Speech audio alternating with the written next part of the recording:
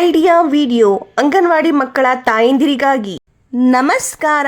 ಇಂದಿನ ಸಭೆಗೆ ನಿಮ್ಮೆಲ್ಲರಿಗೂ ಸ್ವಾಗತ. ಕಳೆದ ವಾರದ ಅಯೋಡಿನ್ ಯುಕ್ತ ಉಪ್ಪು ಎಂಬ ವಿಷಯದ ಕುರಿತು ತೋರಿಸಲಾದ ವಿಡಿಯೋದ ಮಾಹಿತಿ ಮತ್ತು ವಯಸ್ಸಿಗೆ ಅನುಗುಣವಾಗಿ ನೀಡಿದ ಅಭ್ಯಾಸ ಹಾಳೆಯ ಮಾಹಿತಿಯನ್ನು ನೀವು ನಿಮ್ಮ ಗುಂಪಿನಲ್ಲಿ ಚರ್ಚಿಸಿ ಮಕ್ಕಳೊಂದಿಗೆ ಹಂಚಿಕೊಂಡಿದ್ದೀರಿ ಎಂದು ನಾವು ಭಾವಿಸುತ್ತೇವೆ.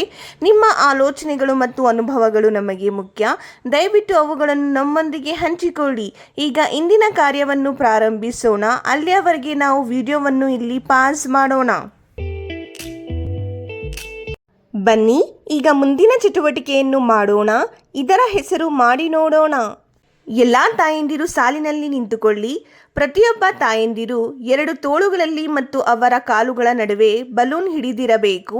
ಲೀಡರ್ ತಾಯಿ 1 2 3 ಎಂದು ಹೇಳಿದಾಗ ಎಲ್ಲ ತಾಯಂದಿರು ಬಲೂನ್ಗಳನ್ನು ಹಿಡಿದುಕೊಂಡು ಜಿಗಿಯುತ್ತಾ ನಿಗದಿತ ದೂರವನ್ನು ತಲುಪಬೇಕು.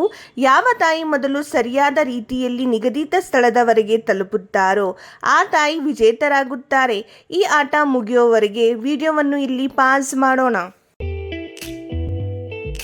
ಬನ್ನಿ ಈಗ ಮುಂದಿನ ಚಟುವಟಿಕೆಯನ್ನು ಮಾಡೋಣ.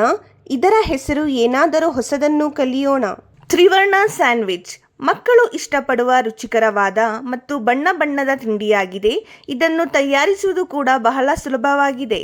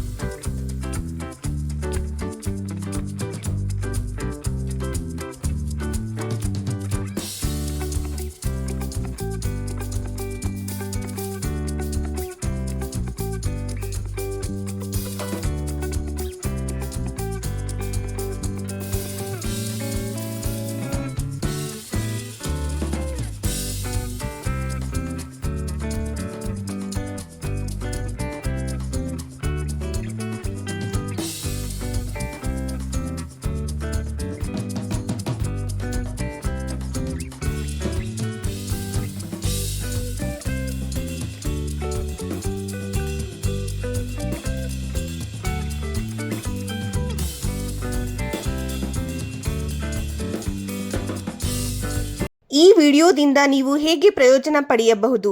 ಎಲ್ಲ ತಾಯಂದಿರು ಗುಂಪಿನಲ್ಲಿ ಹೇಳಿ. ಬನ್ನಿ ಈಗ ಮುಂದಿನ ಚಟುವಟಿಕೆಯನ್ನು ಮಾಡೋಣ. ಇದರ ಹೆಸರು ಮನೆಗೆ ಹೋಗಿ ಮಕ್ಕಳಿಂದ ಮಾಡಿಸಿ. ಮನೆಯಲ್ಲಿ ಮೋಜಿನ ಆಟ. ಕ್ರಮ ಸಂಖ್ಯೆ 1.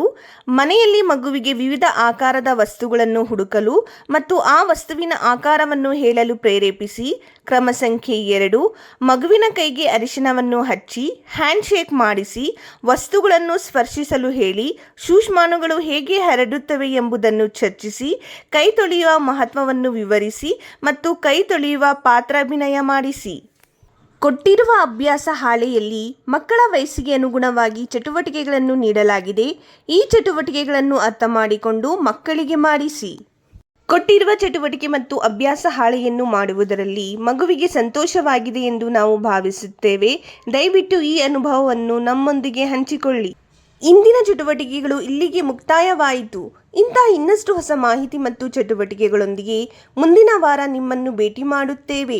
ಅಲ್ಲಿಯವರೆಗೆ ನಿಮ್ಮ ಮತ್ತು ನಿಮ್ಮ ಮಕ್ಕಳ ಆರೋಗ್ಯದ ಬಗ್ಗೆ ನೋಡಿಕೊಳ್ಳಿ. ಧನ್ಯವಾದಗಳು.